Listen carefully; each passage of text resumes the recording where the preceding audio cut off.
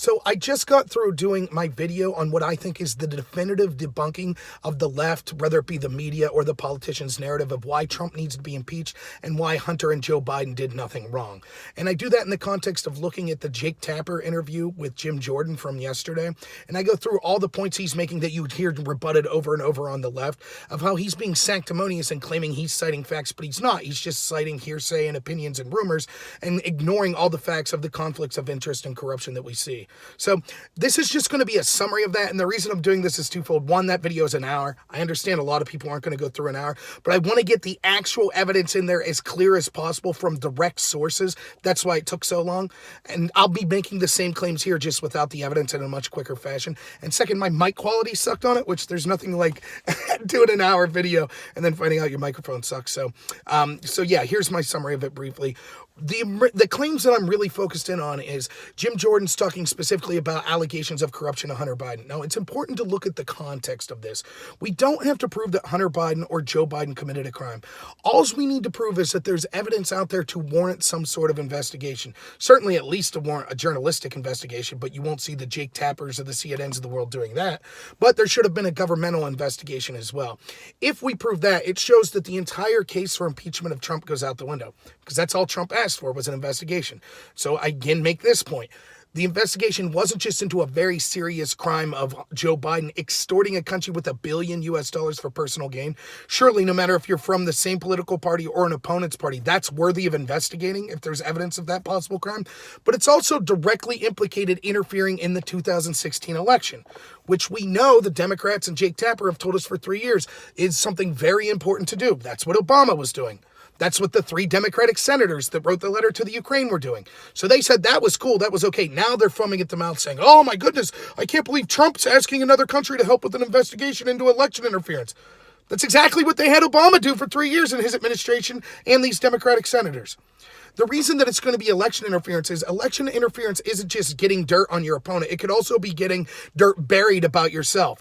So right before the election, had it came out that the administration that Hillary Clinton had worked for, that was considered scandal-free, that was supposed to be fighting corruption around the world, actually had the vice president's son working for one of the corrupt oligarchs they were supposedly fighting. And then they started to investigate the payments that came from there and then went to China and showed, oh my goodness, he's riding on Air Force Two with Joe Biden and he's going to China and he's getting all these contracts from China for $1.5 billion. That would have been devastating to Hillary Clinton and the Democrats as a whole. So this also is allegations of election interference.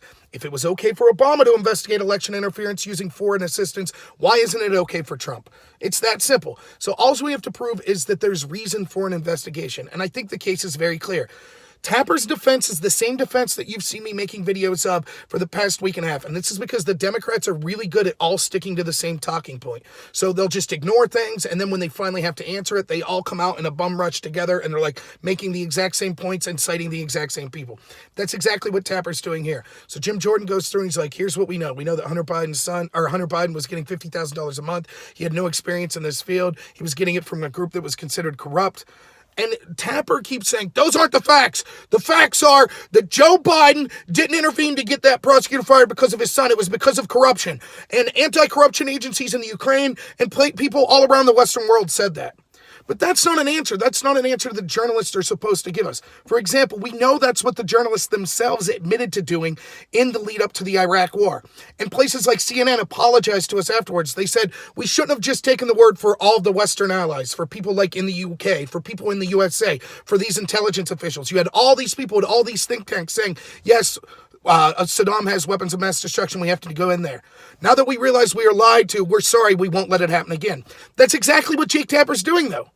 He's saying all these pro-Obama groups said it was a good idea for Obama's administration to do this. But that's not really an answer. And he keeps saying this guy was corrupt, Shokin was corrupt. Notice they never give you examples. They just all cite each other. The Atlantic Council will say that Shokin's corrupt because Jake Tapper said it. Jake Tapper will say Shokin's corrupt because the Atlantic Council said it, and so forth. And it turns out that many of these groups that you're citing are through the Atlantic Council, which is funded by George Soros, Christine Lagarde at the IMF, who was just at the wedding of George Soros.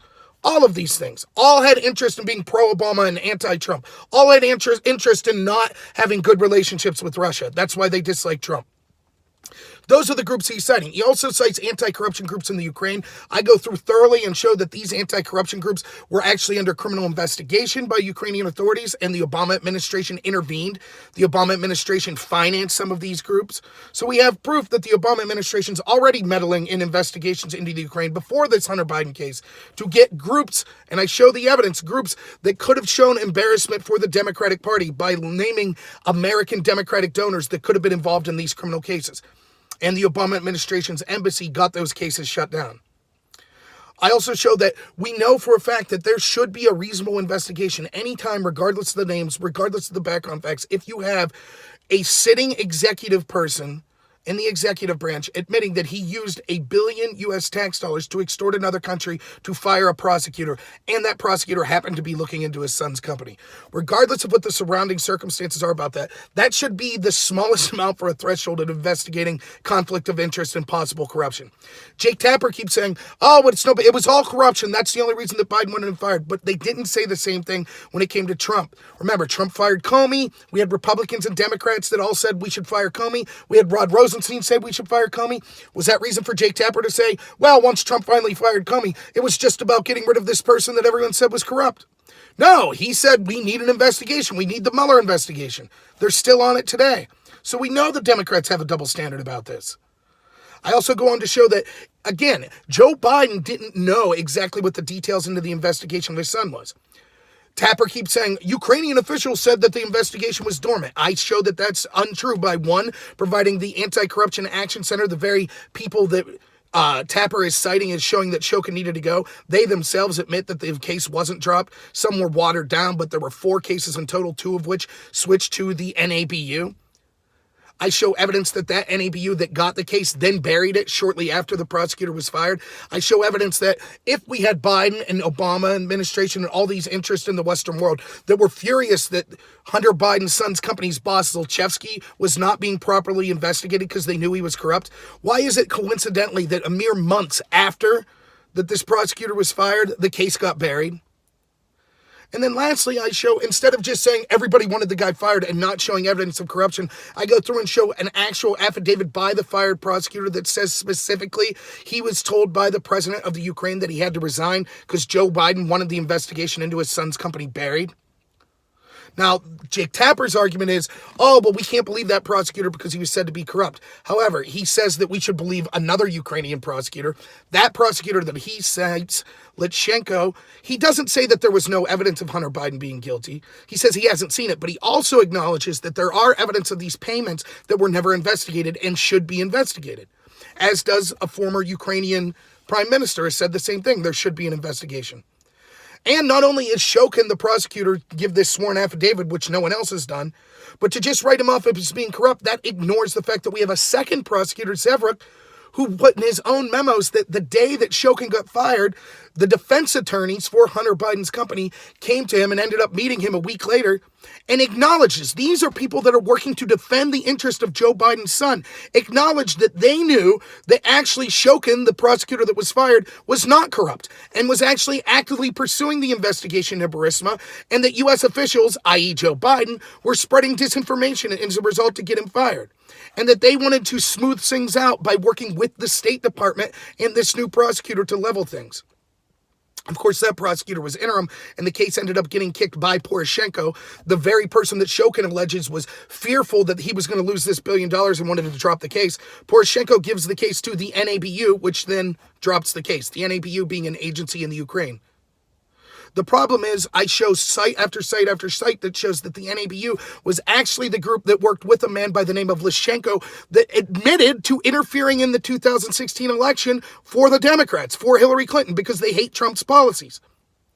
So it just so happened Biden pressured the Ukrainian president with $1 billion, got him to fire the prosecutor looking at his son, got that investigation kicked over to an agency that had previously worked with Biden and the Obama administration to bury other cases that would have been damaging to the Democrats during the election. And it just so happens that agency is also the ones that were proudly admitting to illegally interfering in the 2016 election on the behest of Hillary Clinton. Despite all of this, Tapper acts like it's all proof. He won't look at any of that evidence. He just says, no, it's proof. All the West said this guy was corrupt, so that's all there is to it. Remember, his standard for Biden was, even though this would have been personally beneficial to him, as long as there were other people saying that that guy should have gone, or as long as there were other people saying that that investigation was dead, even if we could prove it's not, as I did, that it doesn't matter, that we shouldn't investigate even Biden. But Trump needs to be impeached because they do the exact opposite with him. There are tons of reasons that he could want Biden to investigate that don't have to do with just personal reasons into him. For example, he could actually be interested in misusing $1 billion U.S. tax dollars.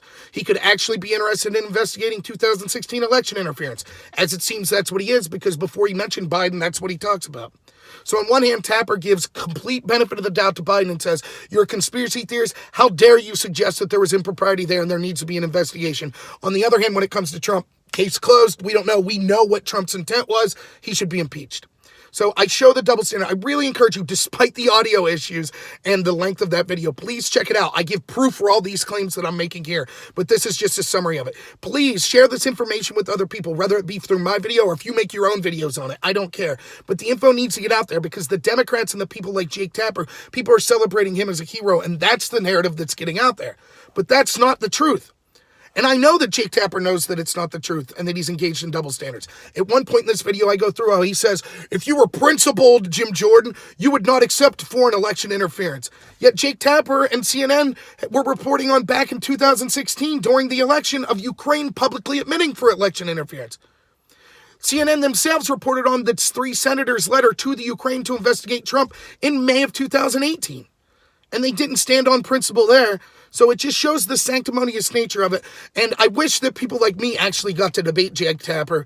But unfortunately, that'll probably never be the case. So the next best thing is, please share this with anyone you can. Check out that video that I'll link. And thank you all so much for listening to me, and have a good one.